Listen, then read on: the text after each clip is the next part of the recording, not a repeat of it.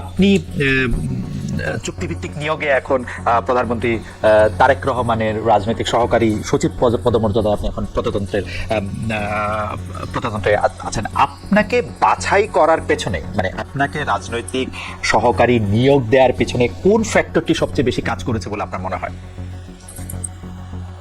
সবাইকে সালাম এবং শুভেচ্ছা।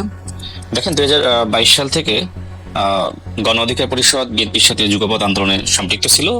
আমি সেই সময় গণ অধিকার পরিষদের সাধারণ সম্পাদকের দায়িত্ব পালন করেছি। নির্বাচনের আগে আমি বিএনপিতে জয়েন করে আমি নির্বাচন করেছি এবং আমি পরবর্তীতে নির্বাচনের পরে আমি বিএনপি করেছি। অনেক সময় যেটি হয় যে নির্বাচন করার পরে অনেকে নিষ্ক্রিয় হয়ে যায়, তো আমার ক্ষেত্রে আমার কাছে মনে হয়েছে যে আমি যেহেতু বিএনপিতে যোগদান করেছি এবং বাংলাদেশের বর্তমান মাননীয় প্রধানমন্ত্রী, তার সাথে আমার অনেক আগে থেকেই কাজ করার অভিজ্ঞতা আছে বা তার নেতৃত্ব মেনে যুগপৎ আন্দোলন, এবং সেই সময়ই আসলে তার সাথে দলীয় এবং ব্যক্তিগত সম্পর্ক দুটোই তৈরি হয়েছিল, যে কারণে তার উপর আস্থা বিশ্বাস রেখে আমি অনেক কাজ করেছি। এবং বিশেষ করে যে সময় 24 সালের আবারও কোটা ফিরে আসলো, আপনি নিশ্চয়ই জানেন যে 2018 সালের কোটা আন্দোলনের নেতৃত্ব আমরা দিয়েছিলাম। তো সেই অভিজ্ঞতার আলোকে যে সময় আবারও 24 সালে কোটা ফিরে আসলো, তো আমার জায়গা থেকে আমি বর্তমান স্বরাষ্ট্রমন্ত্রী তাকে কিন্তু বলেছিলাম যে এই ধরনের আন্দোলনে আমাদের অতীত অভিজ্ঞতা থেকে যেটি উপলব্ধিবোধের জায়গা তৈরি হয়, শেখ হাসিনা আসলে এই ধরনের আন্দোলনকে একটা সময় নানানভাবে নিপীড়ন করে, নির্যাতন করে আন্দোলন বন্ধ করার চেষ্টা করে। তো যখন আসলে বাধা দিবে, তখন আসলে আমাদের যারা গণতন্ত্রকামী শক্তি আছে তাদেরকে অবশ্যই প্রতিরোধ করার জন্য মাঠে থাকা উচিত, এবং সেই লক্ষ্যে আগে থেকে আমাদের পূর্ব প্রস্তুতি সেটাও থাকা উচিত। তো এই ধরনের আলোচনা আমাদের মধ্যে ছিল, এবং একই সাথে ছাত্র সংগঠনগুলোকে যুক্ত করা, সেটি নিয়েও বেশ অনেক আলাপ আলোচনা পরিকল্পনা হয়েছে। এবং গণ অভ্যুত্থানের সময় আমি এবং স্বরাষ্ট্রমন্ত্রী মাননীয় প্রধানমন্ত্রীর নির্দেশনায় অনেকগুলো কাজ করতে হয়েছে। বিশেষ করে যে সময় আসলে আবু সাইদকে এবং ছাত্রদল নেতা ওয়াসিমকে গুলি চালিয়ে হত্যা করলো, একই দিনে 6 জনকে গুলি চালিয়ে শেখ হাসিনার নির্দেশনায় হত্যা চালালো। তো সেই সময় থেকে মূলত আসলে রাজনৈতিক যে সমন্বয়টা শুরু হয়েছিল, সেটা আসলে বিএনপি নেতৃত্বে, বিএনপি সেই সময় জামাত ইসলাম, হেফাজত ইসলাম সহ সমস্ত রাজনৈতিক শক্তিকে মাঠে নামার জন্য আহ্বান করে। তো এই যে রাজনৈতিক সমীকরণ বা সমন্বয়, সেক্ষেত্রে আমিও আমার ক্ষুদ্র ভূমিকা ছিল, এবং মাননীয় প্রধানমন্ত্রী এবং বর্তমান স্বরাষ্ট্রমন্ত্রী তার সাথে আমি কাজ করেছি ধারাবাহিকভাবে। অর্থাৎ এই ধরনের কাজ করতে গিয়ে আমার এক ধরনের সম্পর্ক তৈরি হয়, যে কারণে আমার কাছে মনে হয় যে আমার যে রাজনৈতিক সংগ্রাম, আন্দোলন, গণ অভ্যুত্থানে নেপথ্য থেকে ভূমিকা রাখা, এবং বিশেষ করে যারা ছাত্র সমন্বয়ক ছিল, তারা কিন্তু সবাই আমার সাথে একসময় রাজনীতি করেছে, আমার সহকর্মী ছিল। তো সেই জায়গা থেকে যেহেতু বিএনপির সাথে একদিকে সম্পর্ক, অন্যদিকে এই ছাত্র সমন্বয়কদের সাথে সম্পর্ক, মাঝখানে আমি এবং নুরুল হক নূর থেকে আসলে অনেক ভূমিকা রাখতে সক্ষম হয়েছি। তো এগুলো মাননীয় প্রধানমন্ত্রী সবই জানেন। আমি একটু জনাব খান, আমি একটু বিষয়টা একটু ক্লিয়ার হই। মানে 24-এর গণ আন্দোলনের সময় আপনাদের যে ভূমিকা, সেই ভূমিকার জন্য আপনাকে আসলে সেই মানে এই পদটিতে নির্বাচিত হয়েছে বলে আপনার মনে হচ্ছে? কারণ আপনি নিজেই বলেছেন যে আপনি তো আসলে বিএনপিতে খুব বেশি দিন হয়েছে যে আসেন নাই। মানে বিএনপিতেও তো অনেক লোক আছেন যে যারা পদবি পান নাই, অনেকের বিভিন্ন রকম ক্ষোভ আছে। তো সেই ক্ষেত্রে আপনার 24-এর সময় কাজ করাটাই আপনার আসলে এই, এবং যে সালাদিন আহমেদের সাথে থেকে আপনি সমন্বয় করেছেন, ওইটার জন্য আপনাকে আসলে পদটিতে নির্বাচিত করা হলো। আচ্ছা, আমি আরেকটু ক্লিয়ার করি। আমি 2018 সালের বৃহৎ একটি ছাত্র আন্দোলনের নেতৃত্ব দিয়েছি, এবং সেই সময় শুরুর দিকে কিন্তু আমি মূল নেতৃত্বের জায়গায় ছিলাম। এরপরে আমি যে সময় অ্যারেস্ট হই, সেই সময় নুরুল হক নূর তিনি নেতৃত্ব দেন, এবং পরবর্তীতে জেল থেকে মুক্ত হয়ে আমরা সমন্বিতভাবে কোটা সংস্কার আন্দোলন সফল করি। অর্থাৎ 18 কোটা সংস্কার আন্দোলন থেকে 24-এর গণ অভ্যুত্থান পর্যন্ত অনেকগুলো ছাত্র আন্দোলন বা যুগপৎ আন্দোলন আমি সবসময় সামনে থেকে ভূমিকা রাখতে চেষ্টা করেছি। এবং বিশেষ করে 2022 সাল থেকে বিএনপির সাথে যুগপৎ আন্দোলন, এবং এই আন্দোলন করতে গিয়ে বর্তমান মাননীয় প্রধানমন্ত্রীর সাথে আমার ব্যক্তিগত এবং দলীয় পর্যায়ে সম্পর্ক তৈরি হয়, এবং অনেক কাজ একসাথে করেছি। ধারাবাহিকতায় মূলত তিনি আমাকে চিনেন, জানেন, এবং আমার কাছে মনে হয়েছে, একটু শেষ করে 30 সেকেন্ডে, আমার কাছে মনে হয়েছে যে যেহেতু তিনি আমাকে দীর্ঘ সময় পর্যবেক্ষণ করেছেন, আন্দোলন সংগ্রামে আমার ভূমিকা সম্পর্কে জানেন, বিশেষ করে আমি সাংগঠনিক কর্মযোগ্য বলেন, লেখালেখি, বক্তব্য, আমার কাছে মনে হয় সামগ্রিকভাবে তিনি বিবেচনা করেছেন যে তার রাজনৈতিক মানে সহকারী হিসেবে আমাকে নিয়োগ দেওয়ার। মানে রাজনৈতিক সহকারী হিসেবে নিয়োগ দিতে গেলে তো আমরা আবারও পরে নিশ্চয়ই, না আপনি আবারও 1 মিনিট একটু বলতে পারেন যে রাজনৈতিক সহকারী হিসেবে করতে গেলে তো রাজনীতিটা বিশ্বাস করতে হবে। আপনি বিএনপির রাজনীতিটা কবে থেকে বিশ্বাস করেন? অনেকেই বলেন যে আপনি যেহেতু টক শোতে খুবই উচ্চকণ্ঠ, আপনার বক্তব্যের ক্ষেত্রে আপনি খুবই যেটা আমরা দেখি আর কি, যে সংস্কৃতির ক্ষেত্রে খুবই আক্রমণাত্মক ভাষায় কথা বলতে পারেন, সেই জন্যই কি আপনাকে আসলে সামনে নিয়ে আসা হইলো, মানে ওইটার পুরস্কার হিসেবে যে আপনি খুবই মানে যে প্রশ্ন আপনার পছন্দ হইলো না সেই প্রশ্নটা, বা যে বক্তব্যটা আপনার পছন্দ হলো না সেই প্রশ্নে আপনি খুবই ওইটার কি কারণ? কারণ রাজনৈতিক সহকারী হইতে হলে আমার আন্ডারস্ট্যান্ডিংটা হলো যে আপনি তো বিএনপি রাজনীতি করতেছেন অল্প কয়দিন, মানে কোটা বিরোধী আন্দোলন বা সেটাতে আপনি রেলেভেন্ট ছিলেন বহুদিন, সেটা অন্য কথা, কিন্তু আপনি বিএনপি রাজনীতিটা তো খুব বেশি দিন করতেছেন না। আচ্ছা, দেখেন, আমি মনে হয় আগে স্পষ্ট করেছি যে 2022 সাল থেকে মূলত মাননীয় প্রধানমন্ত্রীর সাথে সম্পর্ক এবং আন্দোলন করা, এবং আজকের এই টকশোতে আমাদের রতন ভাই আছেন, তিনি আমার সাথে যেভাবে বিতর্ক করবেন আমিও ঠিক সেইভাবে, তিনি যদি আমার সম্পর্কে এখানে এমন এমন বক্তব্য দেন যেটার কাউন্টার দেওয়ার জন্য আমাকেও আসলে ওই ধরনের বক্তব্য দিতে হয়। তো এটা আসলে বাংলাদেশের রাজনীতিতে এটি আসলে হয়ে থাকে। কেউ যদি ইট মারে, তাহলে তাকে যদি আপনি পাটকেল না মারেন, সে কিন্তু ধারাবাহিকভাবে আপনাকে ইট মারতে থাকবে। তো এগ্রেসিভ হওয়া আসলে এটা, বা কাউন্টার দেওয়া, এটা আসলে প্রেক্ষাপটের উপরে বা বিষয়বস্তুর উপরে ডিপেন্ড করে। এখন আপনার এই টকশো কোন দিকে যাবে, আপনি কোন দিকে নিবেন, আপনার ইন্টেনশন আমার কিন্তু আমার বক্তব্য নির্ভর করবে। আমি একটা ছোট মানে 2 সেন্ট দিয়ে রাখি যে পৃথিবীর সকল লোকেরই তার নিজের কার্যক্রমের পক্ষে যুক্তি আছে। কেউ যখন কাউকে গুলিও করে দেয়, সে বলতে পারে যে ও আমাকে ইনস্টিগেট করছে, ও আমার জন্য ভালো ছিল না। কিন্তু অন্য মানুষের কাজের উপর তো আমার নিয়ন্ত্রণ নাই, আমার নিয়ন্ত্রণ আছে আমার কাজের উপর। অন্য একটা মানুষ আপনাকে প্রভোক করলো কিনা, আপনাকে একটা খারাপ বললো কিনা, গালি দিল কিনা, সেইটার উপর তো আপনার অ্যাক্ট নির্ভর করে কিনা। আপনি দয়া করে ব্যাপারটা ভাইবা দেখবেন আমরা এরকম রাজনীতি আশা করি কিনা, মানে ইটের মধ্যে পাটকেলের রাজনীতিটাই আমরা আশা করি। জনাব খান, আমি আপনার কাছে ফিরি, আমি এই বিষয়ে একটু উত্তর দিই, আমি এক মিনিটে শেষ করবো। আচ্ছা, আপনি নিশ্চয়ই 2018 সাল থেকে আমাকে চিনেন, জানেন, আমার রাজনৈতিক উত্থান পরিস্থিতি সব তো আপনার চোখের সামনেই, তাই না?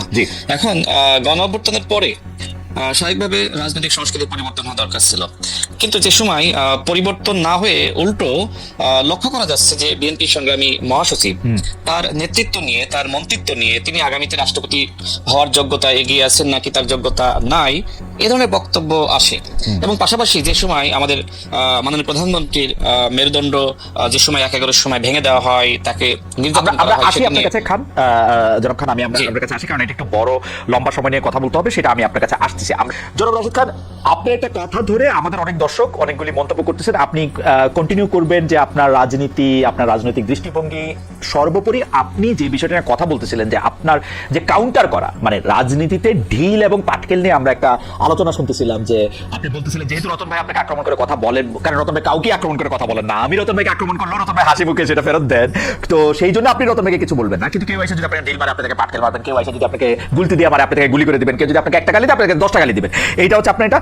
কিন্তু আপনি ওই প্রসঙ্গটা একটু বলবেন যে আপনি খুব জোরে সোরে ইদানিং বলেন, মানে এটা আমাদের দর্শকদের মতামত, মোহাম্মদ মালাওয়াই কি খুব ব্রিফলি এটাকে এরকম বলেছেন যে রাশেদ ভাই বলছেন স্বাধীনতা বিরোধীরা এখন বিরোধী দল, এটা অত্যন্ত লজ্জার। মরহুম বেগম খালেদা জিয়া স্বাধীনতা বিরোধী 2 জনকে মন্ত্রী দিয়েছিলেন, সেটাকে অন্তত গৌরবের নাকি? রাশেদের কাছে প্রশ্ন আমি মালয়েশিয়া থেকে, আপনি যদি ওই ঢিল পাটকেল থেকে শুরু করে আপনি যেসব বক্তব্য দেন সেসব বক্তব্য একটু বলেন। কিন্তু আমরা অনেকগুলি বিষয়ে কথা বলবো রাশেদ, আমরা যদি একটু ব্রিফলি বলতে চেষ্টা করি। জনাব খান, দেখেন, যে সময় জামাত ইসলাম বিএনপির সাথে রাজনৈতিক জুটি ছিল এবং একসাথে নির্বাচন করেছে, সেই সময় জামাত ইসলামকে মানুষ মজলুম হিসেবেই জানতো, এবং এখনকার জামাতের নেতৃবৃন্দের বক্তব্য এবং সেই সময়কার নেতৃবৃন্দের বক্তব্যের মধ্যে বেশ পার্থক্য পরিলক্ষিত হয়। গণ অভ্যুত্থানের পরে জামাতের আমির তিনি শুরুতেই বিএনপির বিরুদ্ধে বক্তব্য দিলেন। তিনি বললেন যে বিএনপি নব্য ফ্যাসিস্ট, এক স্বৈরাচারকে হটিয়ে আমরা আরেক স্বৈরাচারকে ক্ষমতায় আনবো না। আচ্ছা, বিএনপি যদি গণ অভ্যুত্থানের পর স্বৈরাচার হয়ে যায়, তার মানে কি? তার মানে বিএনপি আগে স্বৈরাচার ছিল? আমার প্রশ্ন হলো, জামাত ইসলাম বিএনপিকে যদি স্বৈরাচার মনে করে, তাহলে বিএনপির সাথে কেন জোট করেছিল এবং কেন এইভাবে আসলে মন্ত্রিত্বের ভাগাভাগি বা সরকারের ভাগাভাগি করেছিল? আমি এটি আসলে বোঝাতে চাই যে সময় আসলে বিএনপির সাথে জোটে ছিল, তাদের আচরণ, বা যে সময় আসলে তারা অপোজিশনে ছিল বিএনপির সাথে, তাদের বক্তব্য, কথাবার্তা আর বর্তমানের কথাবার্তা, আচরণ আমার কাছে একরকম মনে হয় না।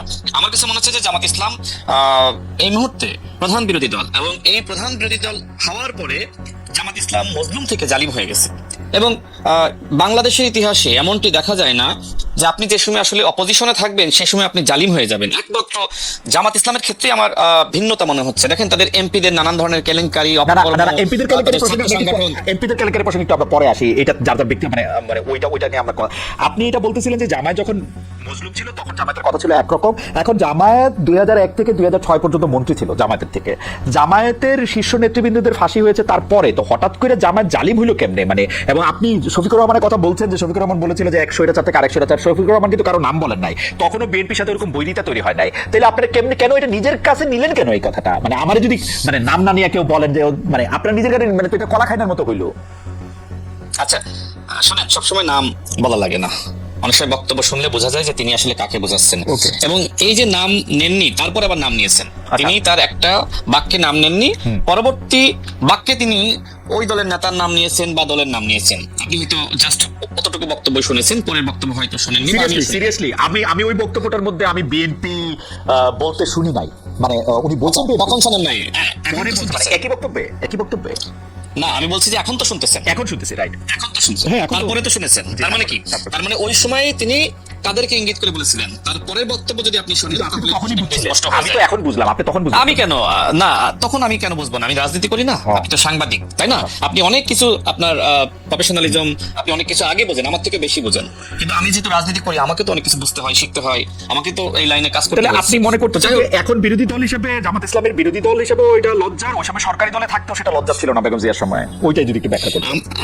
ঠিক, আমার প্রশ্ন তো সেটি যে আপনি যেহেতু বিএনপির সাথে জোটে ছিলেন, তো সেক্ষেত্রে বিএনপির প্রতি আপনার যে ধরনের বক্তব্য থাকা উচিত, আমরা তো সেই বক্তব্য আমরা লক্ষ্য করছি না। আপনি মনে করলেন যে আওয়ামী লীগের পতন হয়েছে, এবার বিএনপির পতন। জামাত ইসলামের একটা বিশেষ সুবিধা আছে, জামাত ইসলামী সবার সঙ্গে থাকতে পারে, আওয়ামী লীগের সাথে 86 নির্বাচনে এর সাথে সাথে চলে যেতে পারে, আওয়ামী লীগের সাথে মিলে নির্বাচন করতে পারে, জামাত ইসলামী তত্ত্বাবধায়ক সরকারের জন্য বিএনপিকে ক্ষমতা থেকে সরাই দিতে পারে, আবার বিএনপির সাথে জোট করতে পারে, বিএনপি থেকে মন্ত্রী হতে পারে। জামাত ইসলামের কথাই হইতেছে না এখানে কথা হইতেছে হচ্ছে যে বিএনপির পক্ষ থেকে যে আচরণটা জামাত ইসলামের সঙ্গে করা হচ্ছে সেইটা ঠিক আছে কিনা, বা আপনার পক্ষ থেকে করা হচ্ছে সেটা ঠিক আছে কিনা।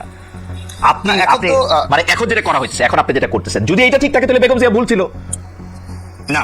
আমি কিন্তু জামাতের এখনকার যে আচরণ, আমি সেটা নিয়ে কথা বলছি। জামাতের অতীতের আচরণ, বক্তব্য, সেটি নিয়ে তো আমি সমালোচনা করছি না, কথা বলছি না। না, আমি জামাতের বর্তমানের যে আচরণ, সমালোচনা, গালিগালাজ, প্রতিদিন পতনের হুমকি, এমনকি যে এনসিপির কিছু নেতৃবৃন্দের দ্বারা মানে জামাতের মুখপাত্র বানিয়ে প্রতিনিয়ত জামাতের যারা মিনিস্টার আছে, দুঃখিত, যারা বিএনপির মন্ত্রী আছে, তাদেরকে গালিগালাজ করানো, এগুলো কন্টিনিউয়াসলি চলতেছে। তো এইগুলো তো আসলে আমাদের অতীতে আমরা কখনো দেখি না। এমনকি শেখ হাসিনার সময়েও এইভাবে শেখ হাসিনাকে গালিগালাজ করা বা অন্য দলকে গালিগালাজ করা, হ্যাঁ, আলোচনা হয়েছে, কিন্তু এখন তো আসলে মাত্রা ছাড়িয়ে গেছে। জামাতের নেতৃবৃন্দ যে ভাষায় কথা বলছে, এনসিপি নাসিরউদ্দিন পাটোয়ারিরা যে ভাষায় কথা বলছে, এটা তো বাংলাদেশের রাজনীতি ছিল না। সুতরাং বাংলাদেশের রাজনীতিকে তারা কলুষিত করছে। আমার কাছে মনে হয় যে জামাতের সাথে বা এনসিপির সাথে এখন খুব বেশি ভদ্র আচরণ করার খুব বেশি সুযোগ আছে বলে আমার কাছে মনে হয় না। তারা আপনাকে মানে যেহেতু তারা রাজনীতিকে কলুষিত করতেছে, আপনি এটাকে ডাবল কলুষিত করে এটাকে ঠিক করবেন, মানে আদমাদের গা মেরে তুই বাঁচা। না, ডাবল কলুষিত না। দেখেন, তারা এই ধরনের বক্তব্য আচরণের মাধ্যমে তারা আসলে রাজনৈতিক ভারসাম্যহীনতা সৃষ্টি করতেছে। এখন তারা মনে করতেছে যে আমরা যে ভাষায় বক্তব্য দিচ্ছি, হয়তো আমাদের এই ভাষার বক্তব্য বা আমাদেরকে কাউন্টার করার কেউ নাই, তারা লাগাতার বলতেই আছে। যেমন আমাদের মাননীয় প্রধানমন্ত্রীকে নিয়ে তিনি কটাক্ষ করলেন, এরপরে তার কন্যাকে নিয়ে, এমনকি তার সহধর্মীকে নিয়ে, এমনকি শহীদ প্রেসিডেন্ট জিয়াউর রহমানকে নিয়ে। কিচ্ছু হয় না এসব কটাক্ষ করলে, এটা যদি যা যায় কটাক্ষ, এটা কিচ্ছু হয় না, এমন কিছু হয় না যে বক্তব্য আপনি কটাক্ষ করতেছেন। আপনি আমার কথা বলি, আপনি আমার কথা বলি, আমি আপনাকে বলি, আপনি আপনার একটা প্রোগ্রামে সম্ভবত আপনি আওয়ামী লীগের কোনো নেতাকে আনতে চেয়েছিলেন। তো সেই সময় আমার স্পষ্ট মনে নাই আওয়ামী লীগের কোনো নেতাকে বা শেখ হাসিনাকে আপনি কিছু প্রশ্ন করতে চেয়েছিলেন।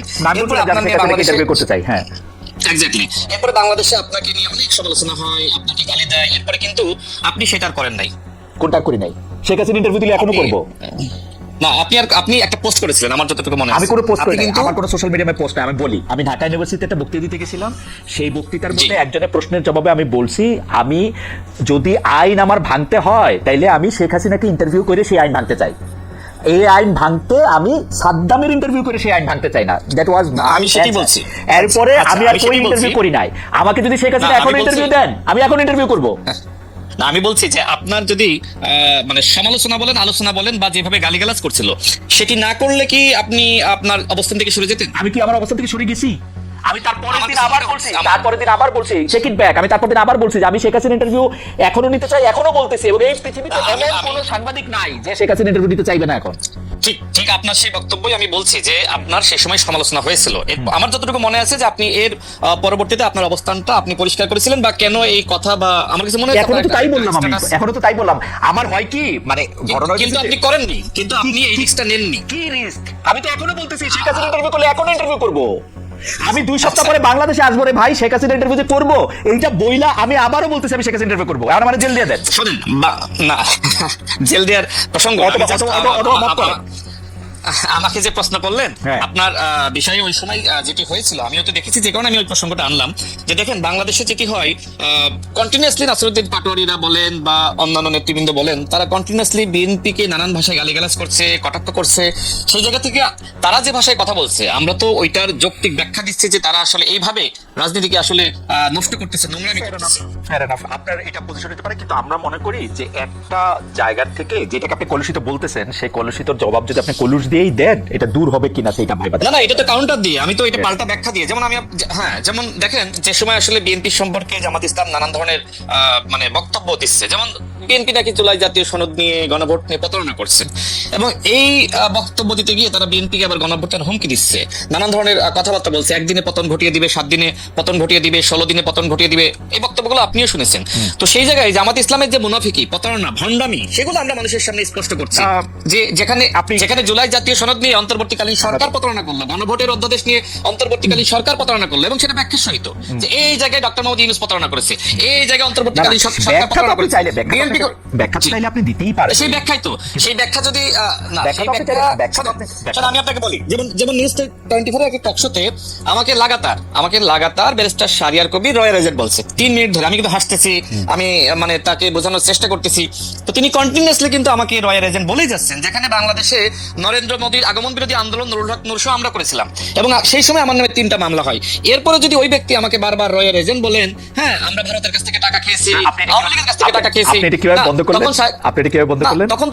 তখন তো স্বাভাবিকভাবে আমি কত সময় নিজেকে কন্ট্রোল করব, তখন আমি তাকে কিন্তু কাউন্টার দিয়েছি, এবং আমাকে তখন যে শারীরিক ভাষা ব্যবহার করে কাউন্টার দিয়েছেন সেটা খুব ডিসেন্ট হয়েছে। না, শারীরিক ভাষা না, তিনি আমাকে আমি দেখেছিলাম যে আপনি আঙ্গুল তুলে তুলে কথা বলতেছেন।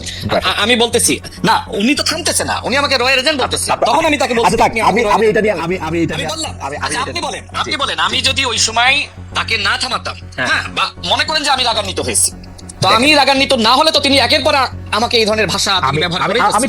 আমি ঠিক জানি না, কারণ আপনি একজন রাজনীতিবিদ, আমি একজন সাংবাদিক, আমি আসলে আপনার ব্যাপারটা আমি বুঝতে পারবো না কখনো, যে মানে আমার আসলে না, এটা বুঝতে পারবেন না, যেমন এটা আমি বুঝতে পারবো না, যেমন রাজনীতি করলেই বুঝতে পারবো। যেমন ধরেন আপনাকে আমি যখন বললাম যে আমাকে কটাক্ষ করেন, তখন আপনি আরেকটা প্রসঙ্গের কথা বললেন, যাই হোক সেইটার একরকম, কিন্তু আমাদের একজন দর্শক কি বলতেছে আপনি দেখেন। উনি আমাকে বলতেছেন যে খালেদ ভাই, আপনাকে কটাক্ষ করা কিছু নাই, আপনি মিড লেভেলের একজন ইউটিউব সাংবাদিক ভাই, আপাতত আপনাকে মাঝে মধ্যে দেখলে মনে হয় এটা পডকাস্ট যেখানে ক্যাজুয়াল আলাপ হচ্ছে, রাজনৈতিক নেতাদের সিনিয়র ভাই বলে তেল দেন। Fair enough.